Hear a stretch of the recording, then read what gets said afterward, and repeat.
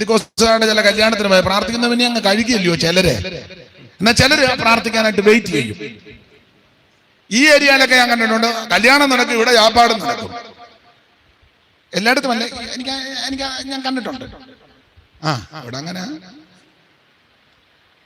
അവിടെ ശുശ്രൂഷ, ഇവിടെ നല്ല പെരുക്ക്. എനിക്കറിയാം.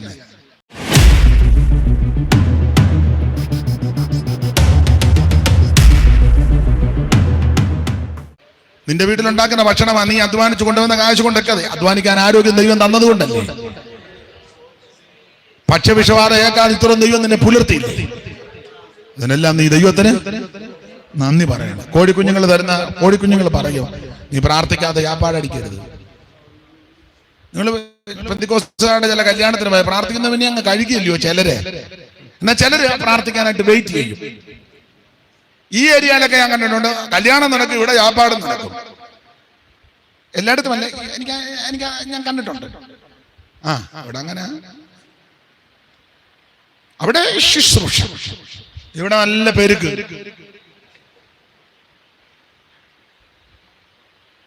എനിക്കറിയാം. അത് കഴിഞ്ഞ് പിന്നെ പറയാം, നീ പ്രാർത്ഥിച്ചാ. അന്നേരം കുറെ പേര് കഴിച്ചു. ഞാൻ ഞങ്ങളുടെയൊക്കെ ആ ഏരിയയിൽ പറയും, ഉപദേശമാരോടും പറയും, വിവാഹ ശുശ്രൂഷ കഴിഞ്ഞ ഉടനെ ഭക്ഷണത്തിനും പ്രാർത്ഥിച്ചോണം. അവിടെ ചെന്ന് മനുഷ്യനെല്ലാം മെനക്കെട്ട് ഷട്ടർ പൊക്കുന്നുണ്ടോ, ഇടിച്ചു കയറി പ്രാർത്ഥിക്കത്തില്ല, ദൈവത്തെ വിളിക്കുകയല്ല, പാടില്ല. ദൈവം നിനക്ക് തരുന്ന ഭക്ഷണത്തിന് നന്മയ്ക്ക് വല്ല സ്തോത്രം ചെയ്യണം.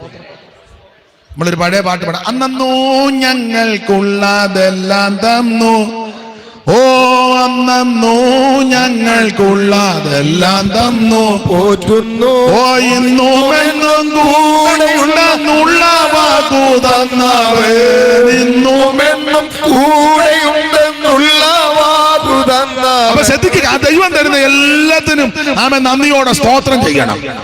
പക്ഷികളോട് ചോദിക്കാവ പറഞ്ഞു തരും. അട്ടെ, ഞാൻ വിവരിക്കുന്നില്ല. മൃഗത്തോട് ചോദിക്കാവ നിന്നെ ഉപദേശിക്കും, പക്ഷികളോട് ചോദിക്കാവ പറഞ്ഞു തരും. അല്ല, ഭൂമിയോട് സംഭാഷിക്കാം. ഈ ഭൂമി ഉപദേശം തരും. അകർത്യ നിമിത്തം വായിക്കാൻ മേലെന്ന്, അതായത് അവിടെ എവിടെയും കുലുങ്ങുന്നതും കിണർ താണും അകൃത്യമാണ്. ആ കിണറ്റിൻകര കിടന്ന് ഫോൺ ചെയ്ത് ആവശ്യമില്ലാത്ത എല്ലാം പറഞ്ഞു. സ്തോത്രം. ഭൂമിക്ക് താങ്ങാൻ മേലെന്ന് എന്തെല്ലാം കാട്ടായ്മ ഇവിടെ കാട്ടിക്കൂട്ടുന്നത്.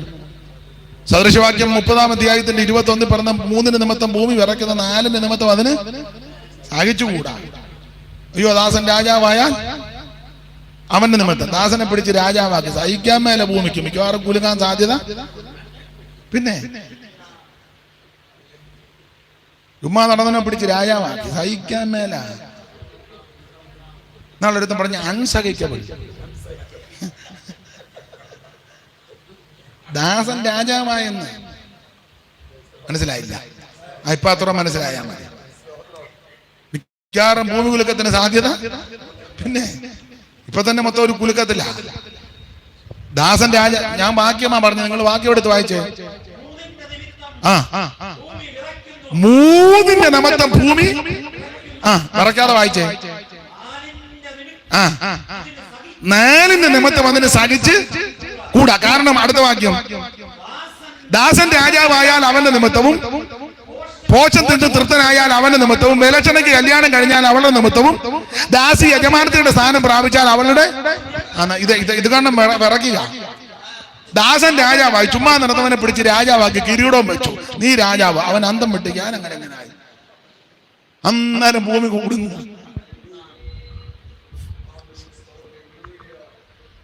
സ്തോത്രം. ദാസി യജമാനത്തിയുടെ സ്ഥാനം പ്രാപിച്ചു. വീട്ടുവേലയ്ക്ക് കൊണ്ടുവന്നതാ. അവള് മിടുക്കിയായിരുന്നു. അമ്മാമ്മയെ അടിച്ച് പുറത്താക്കി വെച്ച് അവൾ അച്ചായന്റെ കൂടെ താമസിക്കുന്നു. മിടുക്കിയല്ലേ. അച്ചായന്റെ വൈഫ് എന്ത് ചെയ്യും? പുള്ളിക്കാരി ഇപ്പൊ അനാഥാലയത്തിലാന്നാ. സിസ്റ്റർ, ഞങ്ങളുടെ മാരേജ് കഴിഞ്ഞു. ഹസ്ബൻഡ്, അയ്യോ എന്തൊരക്രമം. നിങ്ങളിപ്പോ ചിന്തിക്കുന്നത് എവിടാണ് നടന്ന സ്ഥലമൊന്നും ഞാൻ ഇപ്പൊ പറയുന്നില്ല.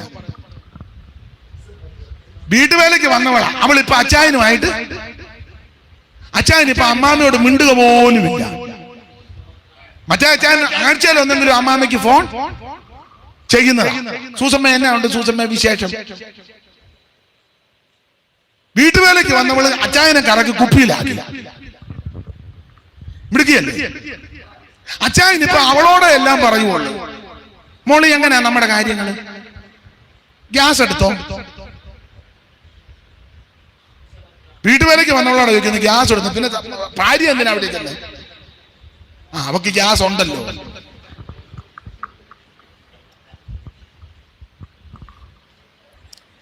വീട്ടുവേലയ്ക്ക് വന്നവളാണ് പറഞ്ഞത് അക്കൗണ്ട് നമ്പർ ATM കാർഡ് കൊണ്ടുപോയി വീട്ടുവേലക്കാരിയോട്. ജോലിക്ക് വന്നവിടെ അച്ചായന്റെ ATM കാർഡും പാസ്ബുക്കും മിണ്ടുന്നില്ല. നിങ്ങൾ എന്നെ ഏതാണ്ട് കുഴപ്പടി ഉണ്ടല്ലോ.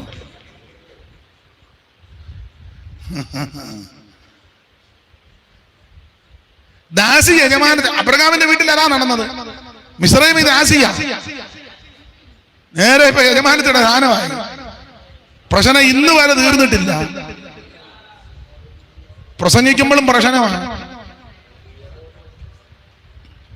ഈ ഭൂമി അത് പറഞ്ഞുകൊണ്ടിരിക്കുക. വിലക്ഷണയ്ക്ക് കല്യാണം കഴിഞ്ഞ ലക്ഷണം കെട്ടവള അവക്ക് കല്യാണം നടന്ന അവള് ഭൂമിയിൽ ഒരു പെണ്ണുങ്ങളെ വെച്ചേക്കുകയല്ല.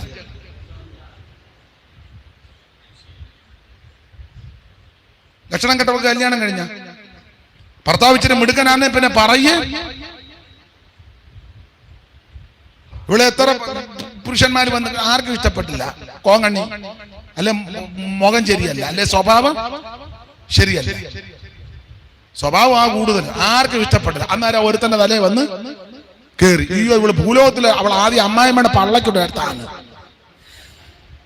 അമ്മായിമ്മയുടെ അടിനാവി നോക്കി ഒരിടി. ഭർത്താവിന്റെ പെങ്ങളെ കാലുമണക്കി അടിച്ച് അവള് കനാലിൽ പോയി. വിലക്ഷണക്ക് ഇവള് ലക്ഷണം കെട്ട് വീട്ടിൽ നിന്നാണ്. ഒരു കുഞ്ഞുങ്ങൾക്ക് പോലും ഇവളോട് മാട്രിമോണിയൽ എന്ന് ഇട്ടിട്ടിട്ട് വശം കെട്ടി.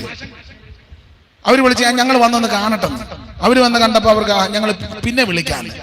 പിന്നെ വിളിച്ചപ്പോഴെല്ലാം പരിധിക്ക് പുറത്ത്.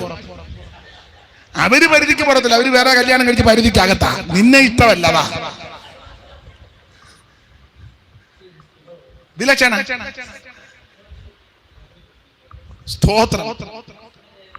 അങ്ങനെയുള്ളവർക്ക് അവർക്ക് കല്യാണം നടന്നാലുള്ള സംഭവമാണ്. അവൾ ആദ്യം അമ്മായിയപ്പനെ കൈവശം കൊടുക്കും. അയാളെ വേണ്ട മന്ദബുദ്ധിയായിട്ട് നടക്കുന്ന ആറാമടെ കൂടെ. നേരത്തെ സഭായത്തിന് വന്ന മൂപ്പന അമ്മായിയമ്മയെ അനാഥാലയത്തിലും വിട്ട് അവൾ മിടുക്കിയ. പെങ്ങളെ കാലുമടക്കി അടിച്ച് കനാലിൽ ഇട്ടു. ആധാരം അവിടെ പേരിലും ആക്കി. കമ്പിമുള്ളു വിട്ട്. കമ്പിമുള്ളു എങ്ങനുണ്ട്? വിലക്ഷണയ്ക്ക് ലക്ഷണം കെട്ട ഭൂമി വിറക്കുക ഉണ്ടോ? യശയാപ്രവചനം വായിക്കുന്ന ഭൂമി പൊടുപൊട പൊട്ടുന്നു, കിറുകിറ് കീറുന്നു. കാരണം അകൃത്യം. ഈ ഭൂമിയിൽ മുഴുവൻ അകൃത്യങ്ങൾ നടക്കുക. ചതിവ്, വഞ്ചന, കൊട്ടേഷൻ ടീമുകൾ കൊണ്ട് തട്ടുകല്ലേ, അതിക്രമം വർദ്ധിക്കുന്നു. ഇപ്പൊ ആർക്കും ആരോട് ഒന്നും പറയാൻ പറ്റും. അന്നേരം ഉടനെ കൊട്ടേഷൻ കൊടുക്കുക, തട്ടിയാക്കാൻ. അതിക്രമം പെരുകുന്നു. പെട്രോൾ പമ്പിൽ പെട്രോൾ അടിക്കാൻ ചെന്നു. ചില്ലറ ചോദിച്ചോണ്ട് തർക്കമായി. ഒന്ന് തിരിച്ച് ബൈക്കിൽ പോയിട്ട് രണ്ടുപേരെ കൂട്ടി തട്ടി. കണ്ടോ? എന്തോ കാലമാണ്. അതിക്രമങ്ങളും അക്രമങ്ങളും പെരുകുക. പെങ്ങളോട് ആരോ അനാവശ്യം പറഞ്ഞ ആങ്ങളെ ചോദിക്കാൻ ചെന്നു. കൂട്ടുകാർ കൂടി അവനെ തട്ടി. തീർന്നില്ലേ? എന്തൊക്കെയാ ഞാൻ വിവരിക്കുന്നത്, നിങ്ങൾക്ക് അറിയാമല്ലോ. ഭർത്താവ് ഭാര്യയോട് പറഞ്ഞു ഇങ്ങോട്ട് വാടിയെന്നു. ഉടനെ അവള് പീഡന കേസിന് പരാതിയും കൊടുത്തു. എന്നെ പീഡിപ്പിച്ചു. കുടുംബ കോടതി കേസ്. പിന്നെ പക്ഷെ ഇവൻ ഇറങ്ങി നടക്കണ്ടേ? അതിക്രമം. ഭാര്യ കീഴ്പ്പെടണ്ടേ? ഭർത്താവ് ഭാര്യയെ സംരക്ഷിക്കണ്ടേ? ഇത് രണ്ടും നടക്കുന്നില്ല. അതിക്രമം പെരുകുക. അതുകൊണ്ട് ഭൂമി പൊടുപൊട പൊട്ടുന്നു, കിറുകിറ കീറുന്നു, മത്തനെ പോലെ ചാഞ്ചാണ്. ഇനിയും കുലുക്കം ഉണ്ടാകും. പ്രവാചകന്മാരൊക്കെ പറയും 2023 വിടുതല. ചുമ്മാ പറഞ്ഞ കുലുങ്ങാനിരിക്കുക മുഴുവനും കൂടെ. അവന്മാർ ചുമ്മാ കിടന്ന് അലറുക. നിങ്ങളത് കേട്ട് ഇളകരുത്. അവിടെ വിടുതലാണ്. കോട്ടയത്ത് വിടുതലുണ്ട്, കോയമ്പത്തൂർ വിടുതലുണ്ട്, പിന്നെ പുത്തരിക്കണ്ട മൈതാനത്ത് ചുമ്മാ നീ വണ്ടിക്കൂലി മുടക്കി പോകുക എന്നല്ലാതെ ഇത് പിന്നെ വിനയായി തീരുക. അമ്മമാർക്ക് ഇച്ചിരി കോവിഡ് ആയതുകൊണ്ട് ഇച്ചിരി രംഗത്തിറങ്ങാതെ പമ്മി ഇരിക്കുകയായിരുന്നു മാളത്തിനകത്ത്. ഇപ്പൊ പയ്യെ എല്ലാരും വിടുതൽ ശുശ്രൂഷ. കോവിഡിന്റെ സമയത്ത് ഒരു ശുശ്രൂഷ ഇല്ലായിരുന്നു, എല്ലാവരും ശുശ്രൂഷ. ഇപ്പോൾ സിസ്റ്റർ ശുശ്രൂഷിക്കുന്നു, ബ്രദർ ശുശ്രൂഷിക്കുന്നു. കോവിഡിന് എവിടെ ആയിരുന്നു ശുശ്രൂഷ? ഇത് കണ്ട ഇളകരുതെന്നായി പറഞ്ഞത്. അവര് പറഞ്ഞു 2023 വിടുതലിന്റെ ചുമ്മാതാ, വലിയ സാധനം വരാനിരിക്കുക. അപ്പൊ ചോദിക്കേ ഞാൻ എങ്ങനെ? നീ കൃപ പ്രാപിച്ചോ. ചെറുപ്പത്തിലെ മക്കളെ ശിക്ഷിക്കണം. 18 വയസ്സായിട്ട് അവനെ അടിക്കാന്ന് വെച്ചാൽ ചിലപ്പോൾ അവൻ അടിക്കുന്നത് തടയുകയും ചെയ്യും. നിനക്കിട്ടൊന്ന് തരാനും 18ആയിട്ടതല്ല. ഇപ്പൊ അവന് ആരോഗ്യമില്ലല്ലോ, കുഞ്ഞാ. 18 അടിക്കാൻ ചെല്ലുമ്പോൾ ഒറ്റയടി അടിക്കുമ്പോൾ അവൻ വെട്ടും. പിന്നെ വാരിയലിന് 2 എണ്ണത്തിന് ഓടിവൻ. അപ്പൊ ചെറുപ്പത്തിലേ അടിക്കണം. അങ്ങനെ ആ പുസ്തകത്തിൽ ഒരു വാക്യം വായിച്ച തെളിവിന് സദൃശവാക്യം 13-ാം അധ്യായത്തിന്റെ 24. ചെറുപ്പത്തില് പിള്ളേര് ശ്രദ്ധിച്ചോണം. ഇങ്ങോട്ട് നോക്ക്. നിങ്ങൾ ചെറുപ്പത്തിൽ അടിക്കണമെന്നായി പറഞ്ഞു തരുന്നത്.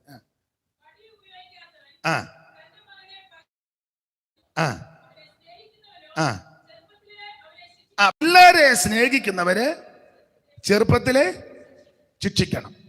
മൈക്ക് കൊടുക്കണ്ട, മൈക്കിഞ്ഞെടുത്ത് അടുത്തുണ്ട് വള്ളിയെല്ലാം ഇട്ട് തങ്ങ് ഓടുക. കേൾക്കുന്നുണ്ട്? നീ ഓടി, നീ ഇങ്ങോട്ട് തിരിഞ്ഞിരിക്കും, അങ്ങോട്ട് നോക്കുക. അപ്പോൾ പിള്ളേരെ ചെറുപ്പത്തിലെ ശിക്ഷിക്കണം. ചെറുപ്പത്തിൽ ശിക്ഷിച്ചില്ലെങ്കിൽ പ്രായമാകുമ്പോൾ നീ എന്നും ഉപവാസമായിരിക്കും. അങ്കമാമ വല്ലതും കഴിക്കുന്ന ഇല്ല, സാങ്കുട്ടിക്ക് വേണ്ടി ഉപവസിച്ച് പ്രാർത്ഥിക്കുക. മനസ്സിലാകുന്നുണ്ടായിരിക്കും. കഴിച്ചാൽ എന്തെങ്കിലും കഴിക്കുന്നു ഇല്ല, ഫാസ്റ്റിങ്ങാ. എല്ലാവരും കഞ്ഞി കുടിക്കുമ്പോൾ നീ നോക്കിയിരിക്കും. ഗതികേടുണ്ടാക്കരുത്. അപ്പൊ ചെറുപ്പത്തിലെ പിള്ളേരെ ശിക്ഷിക്കണം. അതാ വേദപുസ്തകത്തിലെ പ്രമാണം. ഞാൻ ഈ വേദപുസ്തകത്തിലെ പ്രമാണമാ പറയുന്നത് കേട്ടോ. ലോകത്തിന്റെ രാജ്യത്തിന്റെ ചില രാജ്യങ്ങളുടെ നിയമങ്ങളൊക്കെ കാണും, അതെന്റെ വിഷയമല്ല. വേദപുസ്തകത്തിലെ പ്രമാണം. സ്തോത്രം. അപ്പൊ ചെറുപ്പത്തിലെ പിള്ളേരെ ശിക്ഷിക്കണം. സദൃശവാക്യത്തിൽ തന്നെ ഉണ്ട്. അങ്ങനെ ശിക്ഷിക്കുമ്പോൾ കൊല്ലാൻ വേണ്ടി അവനെ ശിക്ഷിക്കരുത്. ഒറ്റ തല്ലിന് കൊല്ലും. അങ്ങനെ പിള്ളേരെ ശിക്ഷിക്കരുത്. നിങ്ങളാണ്ട സദൃശവാക്യം 19-ാം അധ്യായത്തിന്റെ 18-ാമത്തെ വാക്യം വായിച്ചു.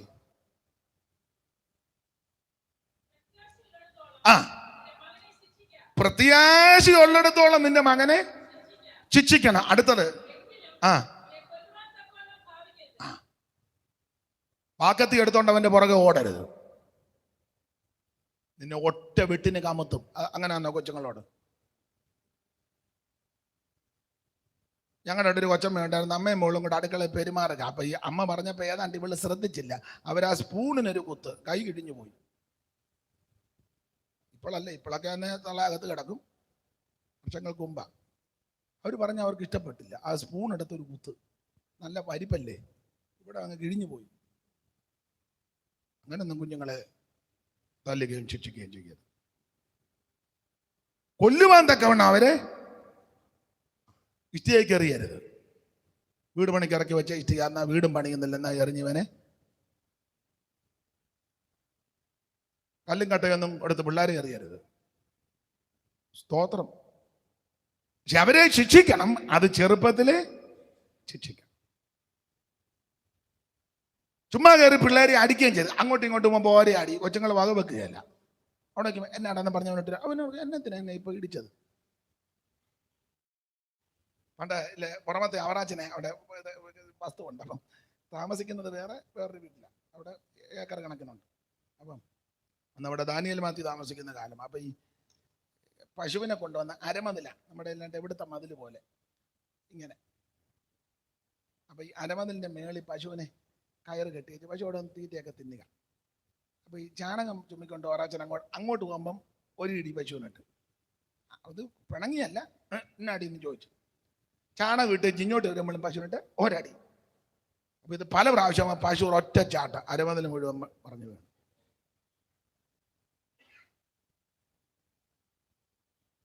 അന്നത്തെ കാലത്ത് 10-25,000 രൂപ. ഇത് മൊത്തം കെട്ടണ്ടേ? ചുമ്മാ അങ്ങോട്ട് കൊണ്ടുപോ തട്ടിയതാ. കുഞ്ഞുങ്ങളെ അങ്ങനെ അല്ല ശിക്ഷിക്കേണ്ടത്. അത് ചെറുപ്പത്തിൽ ശിക്ഷിക്കണം, കൊല്ലുവാൻ തക്കവണ്ണം അവരെ. ഇത് എബ്രാഹിം ഇതൊന്നും ചെയ്യുന്നില്ല. സ്തോത്രം. ഈ സദൃശവാക്യത്തിൽ വേറൊരു പദമുണ്ട്, തന്നിഷ്ടത്തിന് പിള്ളാരെ വിടരുത്. പിള്ളാരെ തന്നിഷ്ടത്തിന് വിടരുത്. മമ്മി യൂത്ത് പ്രോഗ്രാമാ, PIP, CA, CM 3 ദിവസത്തെ പ്രോഗ്രാം ഉണ്ട്. പാസ്റ്ററും ഫാമിലി വിടരുത്. അത് കുറച്ചുള്ള ആത്മീയം. അല്ലേ പോകുന്നെങ്കിൽ അപ്പനും അമ്മയും കൂടെ പോകണം. മനസ്സിലാകുന്നു? ഞങ്ങൾക്ക് വേണ്ടപ്പെട്ട രച്ചാനുണ്ട്, അവര് വിദേശത്തായിരുന്നു. സഭക്കാരെല്ലാം കൂടെ വന്ന് പറഞ്ഞ്, എന്നാണ് ഞാൻ പറഞ്ഞത്, സഭക്കാർ വന്ന് പറഞ്ഞ്, പേര് ഞാൻ പറയുന്നില്ല, അച്ചായ നമ്മുടെ യൂത്ത് എല്ലാം കൂടെ വൈകിട്ട് പിന്നെ പാട്ടുമൊക്കെ പഠിച്ച് ചർച്ച് വെച്ച് പാട്ടുമൊക്കെ പഠിച്ച് വെളുക്കുവോളം എന്താ അതിനെ പറഞ്ഞേ, എന്തുവാ, താലന്ത് പരിശോധന, പിള്ളേരുടെ താലന്ത് പരിശോധന. അപ്പൊ ഈ പുള്ളിക്കാരൻ പറഞ്ഞു, ഞാൻ നല്ലതാ പിള്ളേർക്ക് താലന്തുള്ളത് പരിശോധിക്കുന്നത്, നല്ലതാ. പുള്ളി നല്ല രസികനാ, നല്ലതാ പിള്ളേരുടെ താലന്ത് പരിശോധന. സഭയുടെ സെക്രട്ടറിയും പിന്നെ ട്രഷാറും ഒക്കെയാ, കമ്മിറ്റിക്കാരും ഒക്കെ കാപ്പിയൊക്കെ കൊടുത്തു, അലുവായും കൊടുത്തു. അവിടെ 2 പെൺപിള്ളേരുണ്ട്. അപ്പൊ അവരെയും കൂടെ കൊണ്ടുപോകാൻ ആ കാറുമായിട്ട് ബാക്കി പിള്ളേരെല്ലാം ചർച്ചിൽ കൊണ്ടാക്കി. ലാസ്റ്റ് കൈക്ക് വന്നേക്കുക. അപ്പൊ പുള്ളിയോട് പറയും, പുള്ളി നല്ല ഓഫീസ് ചുമതലപ്പെട്ടവനാ.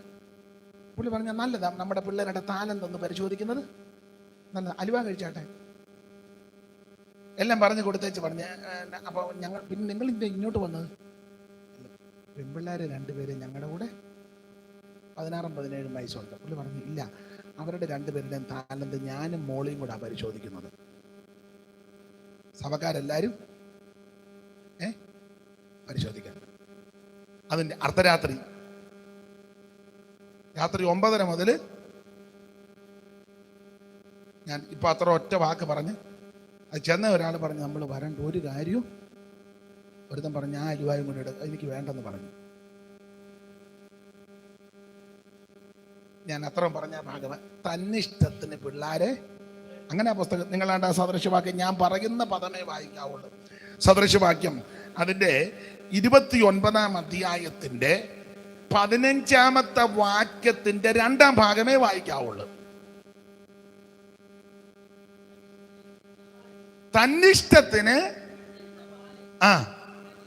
അതാ തന്നിഷ്ടത്തിന് വിട്ടിരുന്ന ബാലൻ അമ്മയ്ക്ക്, അപ്പൊ തന്നിഷ്ടത്തിന് വിടരുത്. പിള്ളേർക്ക് അറിയത്തില്ല, പക്വത വന്നിട്ടില്ല, അവർക്ക് തന്നിഷ്ടങ്ങളുണ്ട്. അതിന് പിള്ളേരെ വിടരുത്. ചില ഡ്രസ്സ് കാണുമ്പോൾ അവർക്ക് തന്നിഷ്ടം വരും, അതിന് വിടരുത്. ചില സ്ഥലങ്ങളിൽ പോകാൻ പിള്ളേർക്ക് തന്നിഷ്ടം ഉണ്ടെങ്കിൽ അപ്പനോ അമ്മയോ കാണണം. സ്തോത്രം. തന്നിഷ്ടത്തിന് വിടരുത്. തന്നിഷ്ടത്തിന് വിട്ടാൽ ഒടുവിൽ ക്ലേശിക്കേണ്ടി വരും. ഞാൻ എല്ലാ ഭാഗവും സ്തോത്രം പറയുന്നില്ല. അപ്പോൾ എബ്രാഹിം കുഞ്ഞുങ്ങളെ ശിക്ഷിച്ചും ശാസിച്ചും വളർത്തുകയില്ല. പൊട്ടിപ്പോകത്തക്ക അടിയെന്നാ കൊടുത്തേക്കുന്നത്. അങ്ങനെ പിള്ളേരെ അടിച്ച് ശാസിച്ച് വളർത്തിയാൽ അവരുടെ പ്രാണനെ പാതാളത്തിൽ നിന്ന് രക്ഷിക്കാം. അതും സദൃശവാക്യത്തിലുണ്ട്. 23-ാം അധ്യായത്തിന്റെ 14-ാം വാക്യം വായിച്ചേ.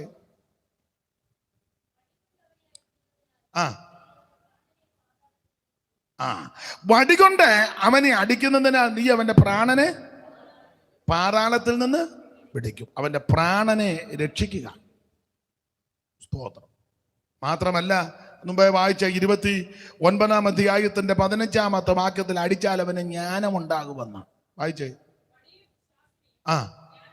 വടിയും ശാസനയും ജ്ഞാനത്തെ നൽകുന്നു. അപ്പോൾ ദൈവം നമുക്ക് തരുന്ന കുഞ്ഞുങ്ങളെ വെറുതെ തല്ലരുത്, കൊല്ലാൻ വേണ്ടി തല്ലരുത്, അവരെ കണ്ടമാനം ഉപദ്രവിക്കരുത്.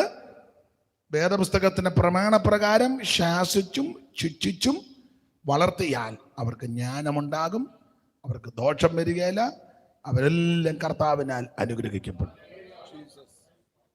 ഏലിക്ക് പറ്റിയ കുഴപ്പം പിള്ളേരെ ശാസിച്ച് അമർത്തിയില്ല. ദൈവദോഷം പിള്ളേർ കാണിക്കുന്ന കാട്ടായവല്ല ഏലി കേൾക്കുന്നുണ്ട്. പുള്ളി അതിനെല്ലാം കണ്ണുമാട്ടം ചെയ്യുക. ചില ആൾക്കാർ നിങ്ങൾ ശ്രദ്ധിച്ച ചില അവരുടെ പിള്ളേർ ചെയ്യുന്ന ഒന്നും അവർ കാണുകയില്ല, അതെല്ലാം മറച്ചു വെക്കും, മൂടി വെക്കും.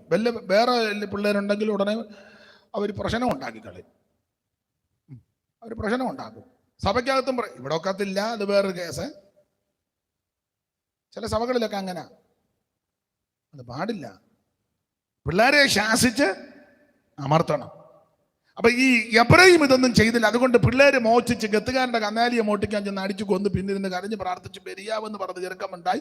അവന്റെ മകൻ തലമുറയിൽപ്പെട്ടതാണ് യഹോശുവ, നൂന്റെ മകൻ യഹോശുവ. അങ്ങനെ ഈ ഗോത്രത്തോടൊരു നീതി ഉണ്ടായി. ഇങ്ങനെ ദൈവിക നന്മകൾ പ്രാപിച്ച ഇവര് വ്യവസ്ഥ പ്രകാരം ജീവിച്ചില്ല. നമ്മൾ കഴിഞ്ഞ ആഴ്ച ചിന്തിച്ചല്ലോ, എബ്രഹാം ഗോത്രക്കാരെല്ലാം വളഞ്ഞ വഴി കൂടെ പോവുക. എല്ലാം കൂടെ വളഞ്ഞ വഴി, എല്ലാം വളഞ്ഞ വഴിയാ, പാമ്പ്. അതുകൊണ്ട് ഈ പ്രമേണത്തിൽ നിൽക്കാഞ്ഞത് കൊണ്ടാ സംഖ്യാപുസ്തകത്തിൽ നമ്മൾ വായിക്കുമ്പോൾ ഇവരെ പിന്നത്തെ അതിൽ ഇസ്രായേൽ മക്കളെ എണ്ണി 2 സ്ഥലത്ത് വെച്ച് എണ്ണി. ആദ്യം എണ്ണിയവരിൽ പല ആൾക്കാരും ഒടുക്ക എണ്ണിയപ്പോൾ കണ്ടില്ല, ആള് കുറഞ്ഞു. രണ്ടാമത്തെ എണ്ണം വന്നപ്പോൾ ആള് 2 സ്ഥലത്ത് വെച്ച് എണ്ണിയെന്ന 26-ാം അധ്യായത്തിന്റെ 63, 64, 65 ആദ്യ വാക്യം വായിച്ചേ. സംഖ്യ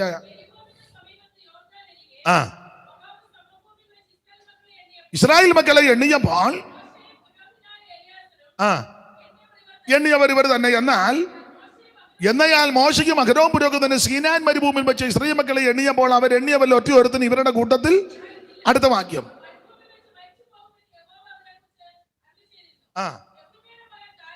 യെഫുന്നെയുടെ മകൻ കാലേബും നൂന്റെ മകൻ യോശുവയും ഒഴികെ ഒറ്റയൊരുത്തൻ ശേഷിച്ചില്ല. യോശുവയും കാലേബും അങ്ങ് ചെന്നു കനാനിൽ.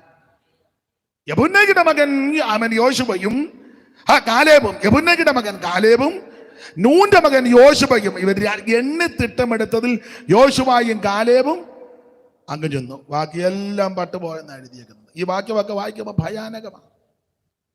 അപ്പൊ 2 സ്ഥലത്ത് വെച്ച് വരെ എണ്ണി. ആദ്യം എണ്ണിയപ്പോൾ എബ്രഹാമിന്റെ കണക്ക് അല്പം കൂടുതലുണ്ടായിരുന്നു. വായിച്ച് സംഖ്യാപുസ്തകം 1-ാം അധ്യായത്തിന്റെ 32, 33 ആദ്യത്തെ എണ്ണത്തിലെ കണക്കാ.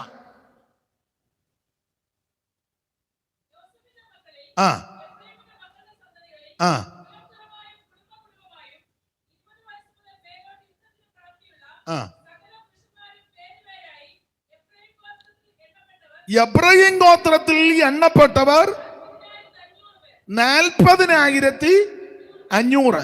കണക്ക് കണ്ടോ? 40,500. ഇത് ആദ്യം എണ്ണിയപ്പോ 40,500. മരുഭൂമിയിൽ പ്രയാണം ചെയ്ത് കനാനോട് അടുക്കുന്നതിന് മുമ്പ് യെരിഹോവിന് സമീപത്ത് വെച്ച് 2ാമത് എണ്ണിയപ്പം കുറഞ്ഞു.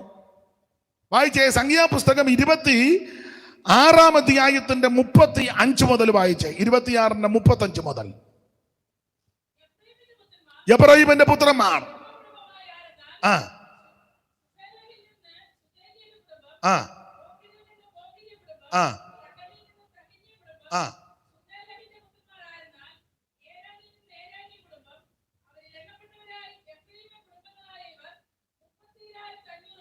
$30,500. ആദ്യം എണ്ണിയപ്പോ എത്രയാ?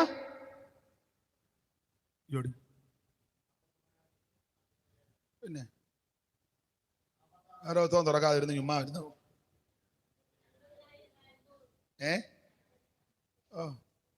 40,500. നിങ്ങൾ കണക്കൊന്നും കൂട്ടണ്ട, അതിനകത്തുള്ളത് അങ്ങ് വായിച്ചാൽ മതി.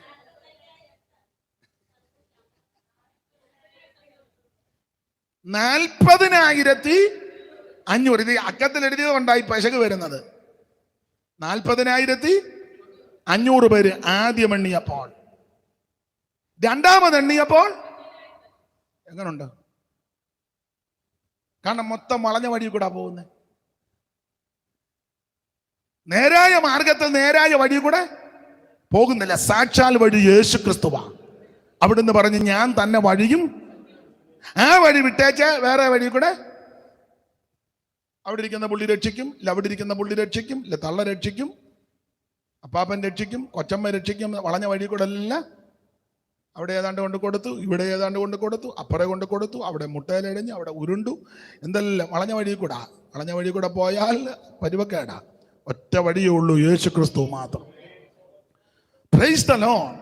അപ്പൊ 2 വട്ടം എണ്ണിയപ്പോൾ, 2-ാം വട്ടം എണ്ണിയപ്പോൾ ആദ്യം എണ്ണിയവരിൽ പലരും കാണുന്നില്ല, കാരണം വളഞ്ഞ വഴിയാ. മാത്രമല്ല, നമ്മളെ കഴിഞ്ഞ ദിവസം ചിന്തിച്ച് നിർത്തിയ ഭാഗവും അതാ. ഇവര് എബ്രഹീമിൽ നിന്ന് അമാലേക്കിൽ വേരിറങ്ങി. ആ 14-ാം വാക്യം വായിച്ച ന്യായാധിപം. എബ്രഹീമിൽ നിന്ന് അമാലേക്കിൽ വേരിറങ്ങി. അപ്പൊ എബ്രഹീമിന്റെ വേരിപ്പോ എവിടാ? അമാലേക്കിൽ ഇറങ്ങി. പക്ഷെ ഇവരോട് ദൈവം നീതിയോട് ഇടപെട്ടതാ.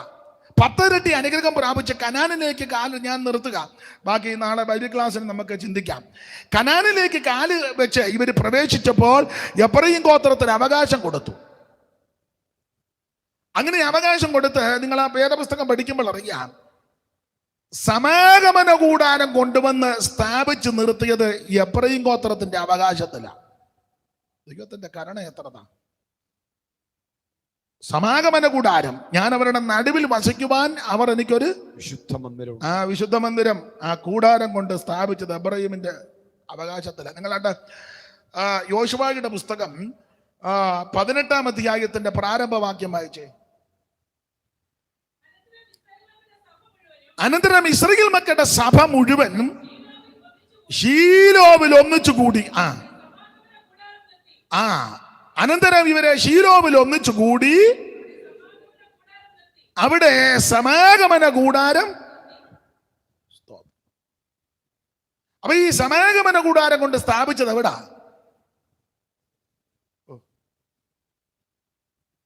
അവിടെ എഴുതിയിട്ടുണ്ടല്ലോ, നിങ്ങൾ പുതിയ സ്ഥലം ഒന്നും കണ്ടുപിടിക്കണ്ട. ഉറക്കെ പറ, ശീലോവില്.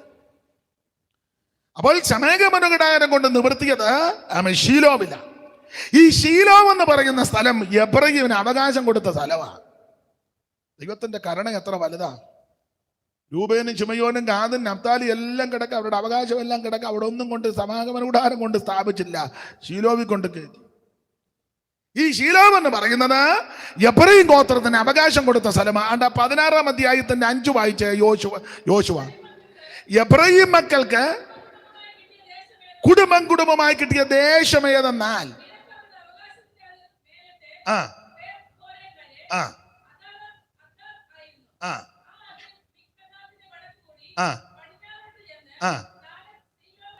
താനാക്ക് ശീലോവ് വരെ ചെന്നു. താനോട്ട് പഠിക്കുമ്പോൾ ഭാഗമല്ല. അപ്പം ശീലോവ് എന്നുള്ളത് എബ്രഹീം ഗോത്രത്തിന് അവകാശം കൊടുത്ത സ്ഥലമാണ്.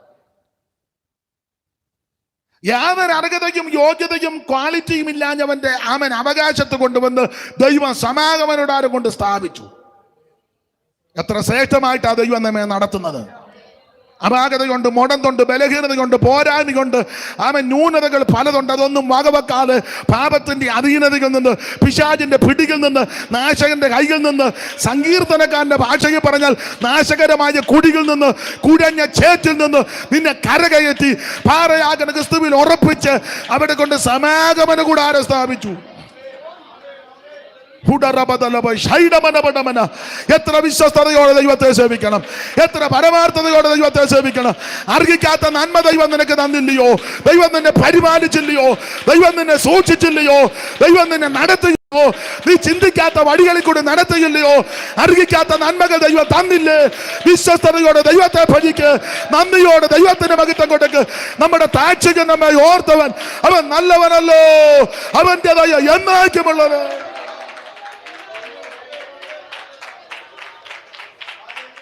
എടുത്തോ നീ എന്നെ നിനക്കായി, കൊടുത്തോ നീ നിന്നെ എനിക്കായി. എടുത്തോ നീ എന്നെ നിനക്കായി, കൊടുത്തോ നീ നിന്നെ ആമേൻ. വാഴ്ത്തിട് സദാ പ്രിയാദവ. കൈയടിച്ച് ചേർന്ന് ഓ വാഴ്ത്തിട സദാ പ്രിയാദവ നിത്യ. ആമേ ചേർത്തതിനാൽ എന്നെ തിരുമാറിയിലാമേ കാത്തതിനാൽ എന്നെ വഴുതാതെ ചേർത്തതിനാൽ എന്നെ തിരുമാറിയിലാമേ കാത്തതിനാൽ എന്നെ വഴുതാതെ ഓ എടുത്തോ നീ എന്നെ ഈ ആമേനെടുത്തോ നീ എന്നെ ഈ കൊടുത്തോ നീ ഓ വാഴ്ത്തിടോ സദാ പ്രിയാദവ നിത്യം കീർത്തന ഞാനാമേ വാഴ്ത്തിടോ സദാ പ്രിയാദവ ആമേ വാഴ്ത്തിടോ സദാ പ്രിയാദവ ഓ വല്ലഭ കൃപസാഗരാധവ വിദ്യാപാടോ കീർത്തന ആമേ വല്ലഭ കൃപസാഗരാധവ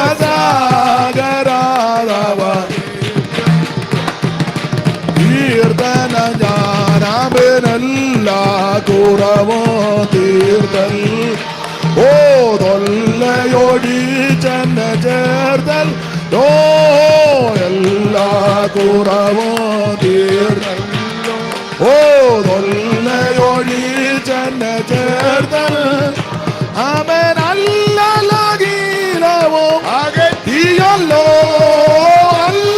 അല്ലലകീലവോ അകറ്റിയല്ലോ ഓ അലയോ എന്നെ വീണ്ടെടുത്തൽ ഓ ആമേ വാഴ്ത്തിടോ സദാ പ്രിയാദവ നിത്യ ഓ കീർത്തനം ആമേ വാഴ്ത്തിടോ സദാ പ്രിയാദവ ആമേ വാഴ്ത്തിടോ സദാ പ്രിയാദവ ആമേ വാഴ്ത്തിടോ സദാ പ്രിയാദവ കീർത്തനം ആമേ വാഴ്ത്തിടോ സദാ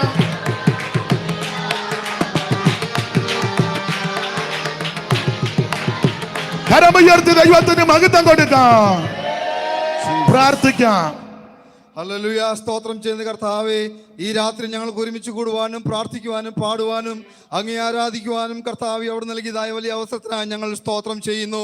ഇന്ന് രാത്രി ഇവിടെ കൂടി വന്നിരിക്കുന്ന എല്ലാ അതിൻ്റെ കുഞ്ഞുങ്ങളെയും അവിടെ അനുഗ്രഹിക്കുമാറാകണം. കർത്താവേ, മുതിർന്നവരെയും കർത്താവ് ചെറിയ കുട്ടികളെയും ഇന്ന് രാത്രിയിൽ അവിടുത്തെ വചനത്താൽ അവിടുത്തെ അഭിഷേകത്താൽ പരിശുദ്ധാത്മാവിന്റെ ശക്തിയാൽ നിറച്ചതിനായി സ്തോത്രം ചെയ്യും.